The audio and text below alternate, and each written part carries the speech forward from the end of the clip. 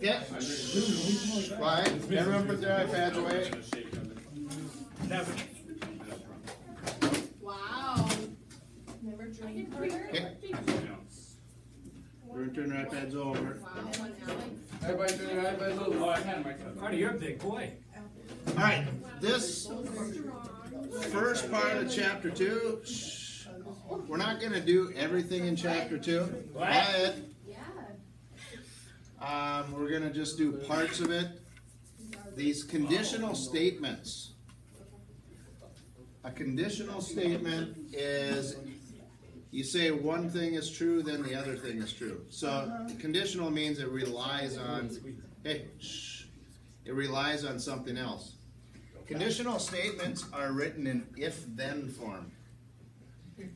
If it rains, then the ground will be wet.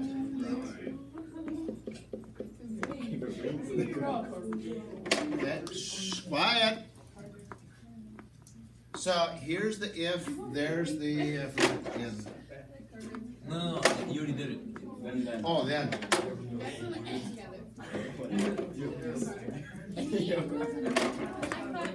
Hey! Quiet down. So, if it rains, then the ground will be wet. The first part is the hypothesis. That's after the if part. The second part is the conclusion. So whatever comes after the if is hypothesis, which, you guys know what that means? Educated guess. The conclusion then is resulted from what you guessed at the beginning. Sometimes these, later on you'll be given these and you just say they're true or false. Is this conditional statement true? Yeah. Yes. Yeah. If it rains, then the ground will be wet. If you switch this around, which is called the converse, like when it, you guys, quiet. When they say conversely, that means you're switching the order of things. If you're having a conversation and someone says, but conversely, what that means is they're going to switch the order of what they were talking about. So the converse is you switch the hypothesis and conclusion. So if I took this conditional statement and wrote the converse, it would be if the ground is wet, it rained. Then it rained. Yep.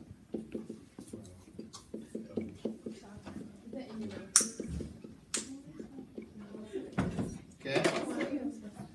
So you just switch the order when it's a converse. Now, is the converse true? Shh, quiet. No. No. No. It could be true, but not necessarily. It could just be you sprayed water on it, right? Mm-hmm. Okay. So sometimes they're true, sometimes they're false. Yep. Okay, a negation. If they tell you to negate something, that just means do the opposite. The opposite. Okay? So the opposite of it rains is it doesn't rain. The opposite of wet is it's not wet. Okay? So when you do an inverse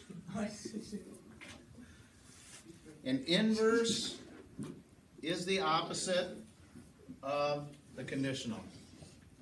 So if you had to write the inverse, it would be if it doesn't rain, the ground won't be wet. the ground won't be wet. Then the ground won't be wet. Oh, is the a little false? That would be false. That would be false. Because it could get wet from a garden hose or something like that. The contrapositive, again, now this is a lot of stuff to remember. These are really conditional this way and converse. They're the main two that we're going to do. Inverse means opposite, like in math. the inverse operation. What's the inverse operation? Inverse of 2 is negative 2. It's just the opposite. So you can remember that. Inverse is you do the opposite. Contrapositive is you do the same thing as you did to the inverse, except you do it to the converse.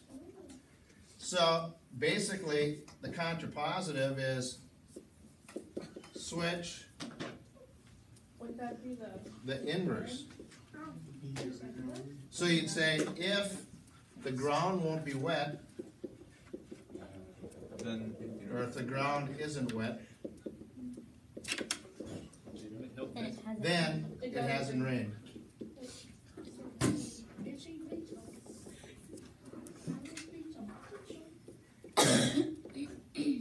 Okay?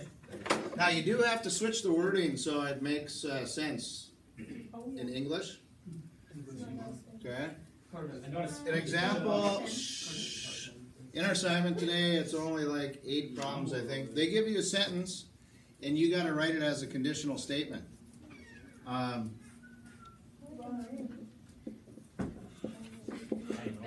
bears live in dens, in trees. Okay? So here's a statement. They live in that's a You know koala. fat a bear is? That is you. So, shh, quiet.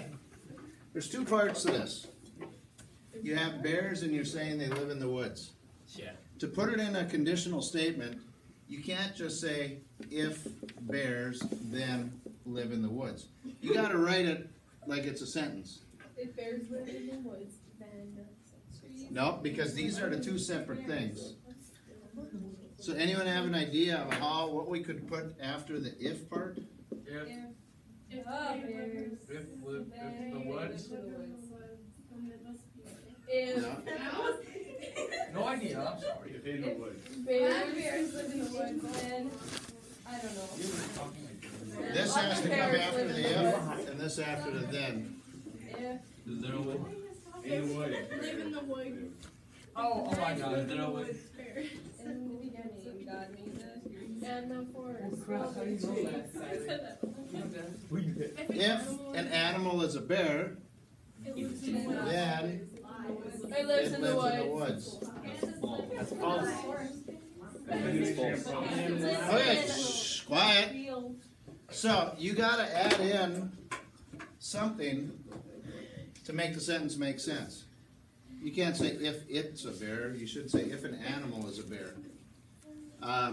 If they say that walleyes live in the lake, you would say if a fish is a walleye, then it lives in the lake. Okay? So But they live in the here we've